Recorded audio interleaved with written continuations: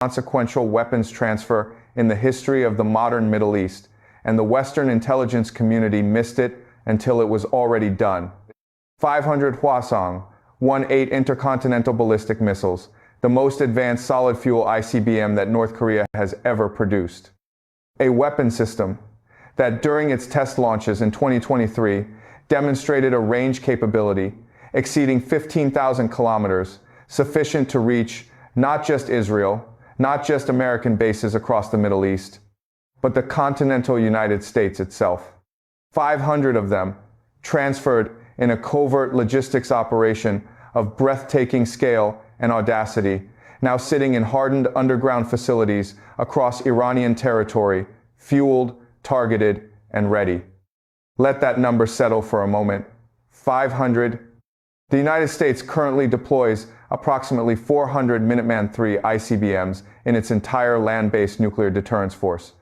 The number that Iran has just received from Pyongyang exceeds America's entire ground-based strategic nuclear delivery inventory.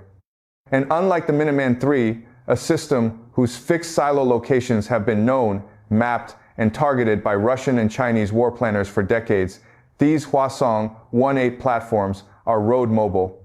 They move, they hide, they can be positioned and repositioned across Iran's vast national territory in ways that make preemptive targeting effectively impossible, without real-time intelligence of a quality that no satellite constellation currently provides.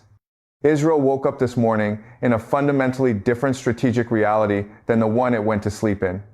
The qualitative military edge that Washington has guaranteed and underwritten for half a century, the assurance that Israel will always possess weapons, systems, and delivery capabilities superior to any combination of regional adversaries, has just been obliterated by a single transfer agreement between two sanctioned, isolated nations that the Western world spent decades trying to keep apart. The question that every defense ministry, from Tel Aviv to Washington to Riyadh, is now asking in emergency sessions is not whether this transfer happened. Satellite imagery, signals, intelligence intercepts, and human intelligence reporting from multiple independent sources have now confirmed the transfer beyond reasonable analytical doubt. The question being asked with barely concealed panic is what happens next. What does Israel do when it faces an adversary armed with 500 ICBMs capable of carrying nuclear payloads, delivered by a guidance system that no Middle Eastern missile defense architecture was designed to intercept?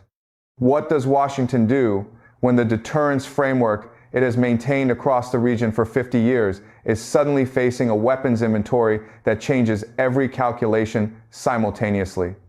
Tonight's analysis goes inside the transfer.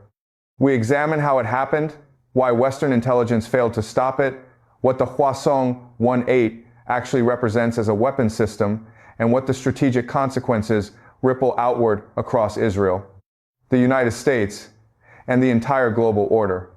The world changed last night. This is what that change actually means. 3 questions will drive tonight's full analysis.